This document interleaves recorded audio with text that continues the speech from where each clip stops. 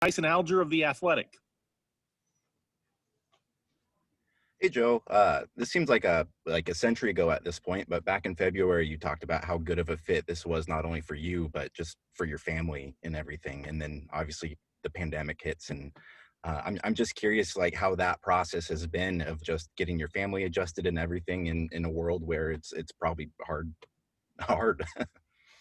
Yeah, well, it's been good, and we kind of started the whole journey out in the beginning of June with a 46-hour RV ride. So we decided we didn't want to do the whole airport and plane travel thing. So we bought an RV and drove cross country to get here. And it was, for first-time RVers, it was very interesting. But we've settled in nicely.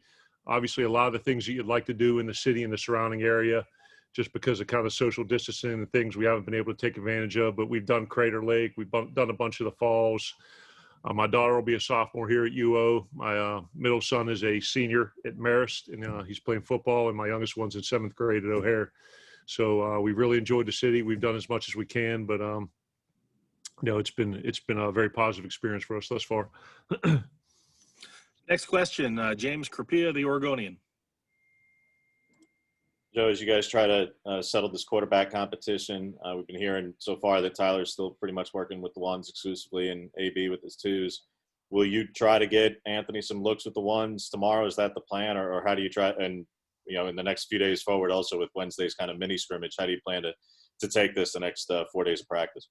Yeah, Tyler's been working with the ones, and as you mentioned, AB with the twos. We're going to sit down this afternoon and have a little personnel discussion and talk about reps heading into the scrimmage. So we'll kind of make those decisions this afternoon. But, yeah, those guys have both done a very nice job. I think we've seen steady progress, throughout camp thus far, and the young guys are improving as well. But, yeah, we just want to, come out tomorrow and, see the entire offense play with a bunch of physicality, create explosive plays, while limiting turnovers. And I think they've, like I said, have taken positive steps thus far. Next question, Eric Scopel, 247 Sports. Hey, Joe, I think you guys returned some known commodities at receiver, and there's quite a few guys that we just haven't seen a whole lot of. I guess what's been the progress of some of these guys? Devin Williams, I know we saw Brian Addison last year, but that's another young player. Chris Hudson, we've heard a lot about. Kind of what have you seen from some younger guys? I think first and foremost, Coach McClendon is doing an awesome job with those guys in the room, providing information, getting them motivated, getting them to play hard with a high level of detail on the field. But yeah, they've all had their moments. Devin made some nice plays yesterday at practice and carried that today. Chris Hudson's got a lot of speed, a lot of explosiveness. Addison's done well when we've seen him in there. So I think you got, as you mentioned, Johnny, Red, and Micah played a lot of football last year, and some guys behind them that are, looking to, kind of make their mark. And I think, like I said, they've done a nice job. And I think Coach McClendon's done a very good job with the room. Next question, Julian Minenson from KZI. Hey, Joe, good to meet you. Just wanted to touch base on, I asked Andy this same question.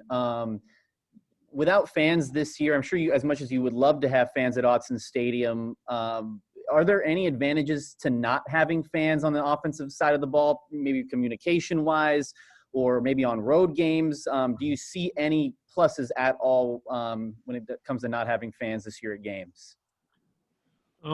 We're certainly going to accentuate the positives of not having it, and obviously, I haven't experienced it, but everyone I've talked to said that the home crowd and environment in Autzen Stadium is one of the best in the country. But I think from a home game perspective, obviously, if things aren't communicated and there's not a crowd roaring, you're going to be able to yell things out on the sideline, and the kids will be able to hear them.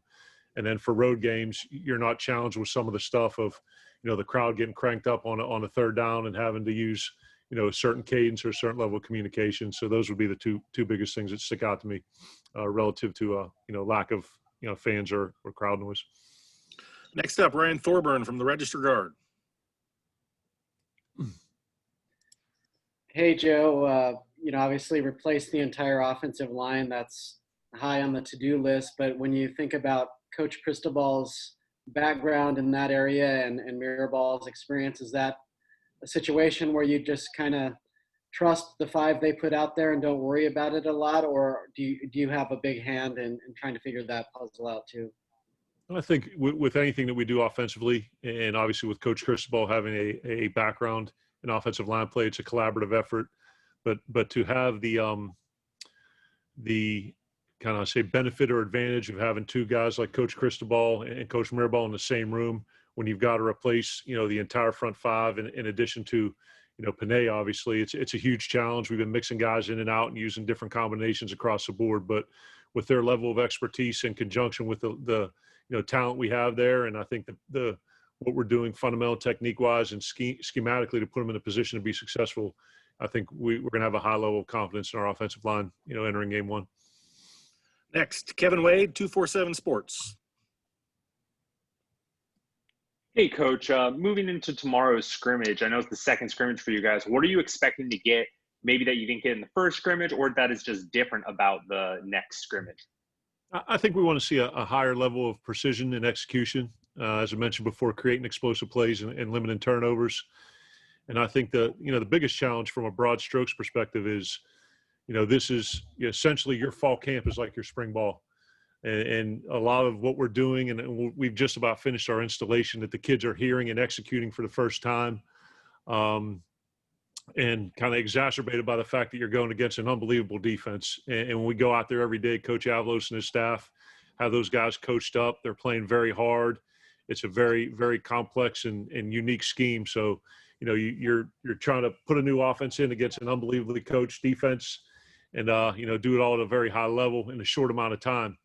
And time is not our friend, but the best thing about it is, as it pertains to the culture of our program, a lot of people are doing the same thing around the country, and Coach Cristobal has made it very clear that we're not going to use anything as an excuse or a crutch. So, we're just fired up to take the next step tomorrow and just continue to increase our level of execution and precision. Next is AJ Jacobson from Rivals. Hey, Coach, great to hear your son plays for Marist. I played there myself a couple years ago. Go Spartans. Yeah, go Spartans. Early camp standouts. So, I just want to get your opinion of who's catching your eye and who are you very pleased with at this point after a couple weeks of fall? I think it's different people at different times. We've talked about the quarterbacks at length. Very exciting to see CJ Verdell and that running back group operate. CJ, great season last year, and he's a very, very explosive back. Coach Mastro does, a great job with that room. We've talked about the depth at the tight end position, putting the pieces in place at O-line. And, I think the guys that have come back and that you've seen play, Johnny, Jalen, Micah, CJ, those guys have all had moments. And then, the young guys are continuing to impress as well. Next up, Tyson Alger from The Athletic. One of the things Andy talked about on just such an accelerated schedule is cutting the fat and focusing on important things. And one of the things he did say was mental health. And I'm just curious of how much of a conversation that is with your players, especially this year, and how maybe that's evolved throughout your coaching career. Yeah, I think it's, it goes back to, once again, the culture that coaches created here that, the players don't care how much you know till they know how much you care. And, from the top down, we make a concerted effort to make sure that our guys are doing well and always asking them the questions of how are things going off the field? How are things with your family? How's social life? How are your academics? And, when you take care of those things, it makes it a lot easier, to focus on coaching them, and being demanding without being demeaning. So like I said, with 3 young kids and, just with, everything that's going on in the world and the country right now, to dismiss mental health as being something that you don't find important in the program, I think is something that we don't do. So I think checking in with our guys and making sure that they're doing well off the field is number one in their best interest, and 2 will also help us be a better football team. Next up, James Krupia, The Oregonian. Go back in the spring, we were talking about Devin and BA really fit the prototypical X mold. But hearing from Johnny and Micah how they're working outside as well, mainly with the first team. I don't want to make this comparison and get ahead of skis, and it's kind of unfair to them, but do they fit more traditionally in the mold of what Godwin did for you in that capacity? Because, again, they're not 6'5". They're just not, whereas Devin and BA are. Yeah, and I think it's, a lot of things you want to have guys who are kind of like a Swiss Army knife a little bit, where if somebody happens to need a blow or goes down, you want to be able to put your best 3 or whatever personnel grouping that you have on the field. So I think that, Coach McClendon's doing a great job cross-training those guys where, Micah could play Z, he could play slot, he could probably jump over at X if he needed to. Johnny could play either of the outside positions. And as you mentioned with Devin and with Addison. So I think you kind of have an idea of what you want from those three positions, where the X plays mostly to the boundary. He's a guy that can draw a lot of single coverage. If he gets doubled, you want to work to the field. The slot's more the shifty guy. The Z's a speed guy. So you kind of have a thought process of what you want those guys to be, but you don't want the execution to suffer for kind of what the template of that position should be, if that makes sense. Next question goes to Eric Scopel, 247 Sports. Like AJ, I also went to Marist, so go Spartans. I'll get There we that. I know last time we spoke about the tight ends, you hadn't really seen enough in pads to really make a call or have an idea of what the hierarchy might look like. Has there been any more clarity or separation amongst those guys? And there's 5 scholarship players competing. I mean, it would be the latter. I mean, those guys are all rolling through there. I mean, DJ's done some really nice things coming over and, adjusting to the position. But, yeah, it's Coach Williams does a great job with those guys. They're all getting a ton of reps. And once again, a lot of things that they're doing are new to them, because we only had 4 spring ball practices. So, I don't know it's necessarily at this point about separation as much as it's about those guys getting a ton of opportunities and continuing to improve, from a fundamental and technique standpoint. Next question, Warren Williamson, Oregon Duck Football News. Joe, good to see you again. Some of the guys already asked the questions that I was going to ask, but I am interested. You mentioned about your RV trip going from East Coast to West Coast, and immediately made me think of the Griswolds. Any crazy moments when you were coming out with your family? We did have some minor mishaps with the tank when you're trying to empty that thing on the way out. Nothing quite like what you saw in RV with Robin Williams. Probably a little lesser extent. We had the shower break at one point, so we had to kind of fix that. But no, it was, like I said, for a guy who grew up, just outside of Pittsburgh and kind of not privy to a lot of things that go on in the RV world, and pulling into campgrounds and needing to plug things up and do all these other crazy things. I'd say there weren't many. There wasn't a Wally World moment, so to speak, but there were a lot of fun memories that were made. Max Torres, Scoop Duck is next. Hey, Coach. Hope you're having a great day so far. Since Coach Cristobal has been here, we've seen him just bring in some behemoth offensive linemen and really become, that team that wants to ground and pound and just, wear down their opponents. And with your offense, we've heard, so much explosion. How do you kind of balance tempo and, use that in your attack? I think because we're a multi-tempo team, we're more concerned with running the best play against the look presented as opposed to running a bad play quickly, and we can play as fast or as slow as we need to. And, just the mentality that Coach Cristobal has brought here, and, 22 years, the best teams I've been on, the mentality of the team is dictated by the offensive and defensive lines.